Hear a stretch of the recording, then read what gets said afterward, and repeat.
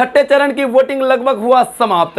छठे चरण में एआईएमआईएम पार्टी के सारे उम्मीदवार दिगेर पार्टियों के उम्मीदवारों को पीछे छोड़कर निकला सबसे आगे। छठे चरण में भी हो सकती है असदुद्दीन ओवैसी साहब के उम्मीदवारों की बड़ी शानदार जीत।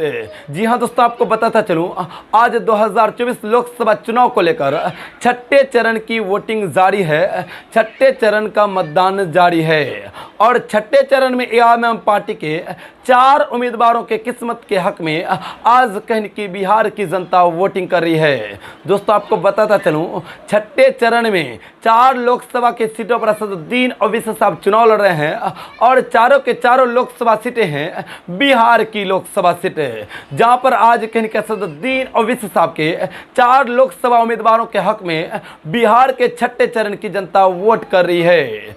दोस्तों, सबसे पहला बात करें तो सबसे पहला शिवहर लोकसभा सीट है, जहां से एआईएमआईएम पार्टी के उम्मीदवार है राणा रणजीत सिंह साहब, जिनके हक में 61 वोटिंग शिवहर लोकसभा की जनता करती हुई नजर आ रही है। और अब तक के रुझानों के मुताबिक शिवहर की लोकसभा सीट में 55% वोटिंग हुए हैं, जिनमें खबरें सामने निकल कर आ रही है कि 35% वोटिंग एक लौते एआईएमआईएम पार्टी के उम्मीदवार के हक में जाता हुआ नजर आ रहा है। और अब तक के रुझानों के मुताबिक एआईएमआईएम पार्टी के हिंदू उम्मीदवार राणा रणजीत सिंह साहब के समर्थन में शिवहर की लोकसभा सीट में 35% वोटिंग होता हुआ दिखाई दे रहा है।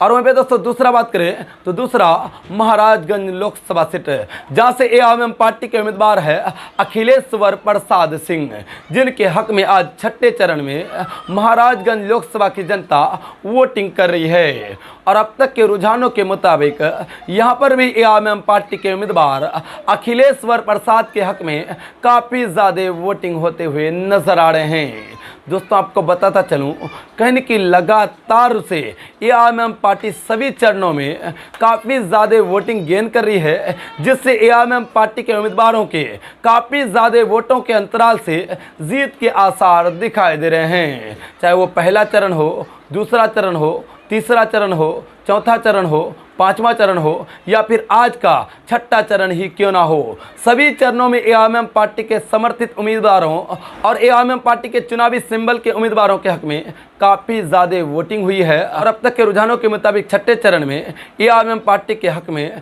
छठे चरण की जनता एआईएमआईएम पार्टी जहाँ जहाँ चुनाव लड़ रही है उस क्षेत्रों में काफ़ी ज़्यादा वोट कर रही है। और वहीं पे दोस्तों तीसरा सीट की बात करें तो तीसरा सीट है गोपालगंज लोकसभा सीट, जहाँ से एआईएमआईएम पार्टी के उम्मीदवार है दीनानाथ माझी साहब, जिनके हक में आज कहीं की गोपालगंज की जनता वोट कर रही है। और यहाँ पर एआईएमआईएम पार्टी के हक में काफ़ी ज़्यादा वोटिंग होने की खबरें सामने निकल कर आ रही है। सबसे ज़्यादा चारों लोकसभा की सीटों की बात करें तो सबसे ज़्यादा एआईएमआईएम पार्टी के उम्मीदवार राणा रणजीत सिंह साहब, जो शिवहर लोकसभा से एआईएमआईएम पार्टी के उम्मीदवार हैं, उनके हक में वोट हो रहे हैं। दूसरा, गोपालगंज में एआईएमआईएम पार्टी के उम्मीदवार के हक में 61 वोटिंग होती हुई नजर आ रही है। और वहीं पे दोस्तों चौथा सीट की बात करें तो चौथा सीट पे एआईएमआईएम पार्टी खुद चुनाव नहीं लड़ रही है, बल्कि असदुद्दीन ओवैसी साहब ने समर्थन दिया है। और यहाँ पर समर्थन सीवान के बाहुबली सांसद जनाब मरहूम साबुद्दीन साहब के बीवी को, उनकी बेगम को कहने की सपोर्ट किया, उनकी बीवी को समर्थन दिया है, जिनका चुनाव निशान है टेम्पू छाप, जिनके टेम्पू के चुनाव निशान पर 61 वोटिंग आज सीवान लोकसभा की जनता करती हुई नजर आ रही है। और कहने की यहाँ पर असदुद्दीन ओवैसी साहब ने खुल करके हिना सादाब साहिबा, जो निर्दलीय उम्मीदवार के तौर पर चुनाव लड़ी है, उनको कहने की सपोर्ट किया है। और लगातार से एआईएमआईएम पार्टी के समर्थित उम्मीदवार हिना सादाब साहिबा के समर्थन में काफ़ी ज़्यादा सीवान में वोट होने की खबरें सामने निकल कर आई है।